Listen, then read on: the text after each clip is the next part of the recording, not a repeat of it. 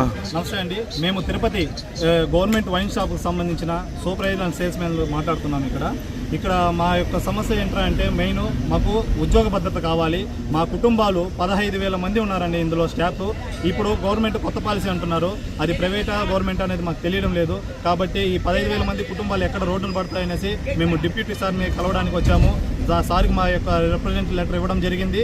మా సమస్య మీద సారు సానుకూలంగా స్పందించి మీకు న్యాయం చేస్తామని చెప్పారు. ఇప్పుడు మేము ఇక్కడ నుంచి నారా చంద్రబాబు నాయుడు గారు కానీ, లోకేష్ గారు కానీ, Kollu Ravindra excise minister sir కానీ అందరికీ మనం రిప్రజెంటేటివ్ ఇవ్వడం జరిగింది.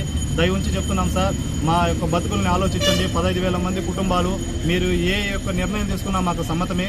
మాకు మీరు ప్రైవేట్ పాలసీ వచ్చినా పర్లేదు, కానీ మాకు ఏ గవర్నమెంట్కి సంబంధించిన సెక్టర్లలో ఆయా క్వాలిఫికేషన్లు ఇంటర్ డిగ్రీ క్వాలిఫికేషన్లు ఎవరు మీకు ఎట్లయితే తీసుకున్నారో మాకు వైన్ షాపులలో, అదేవిధంగా గవర్నమెంట్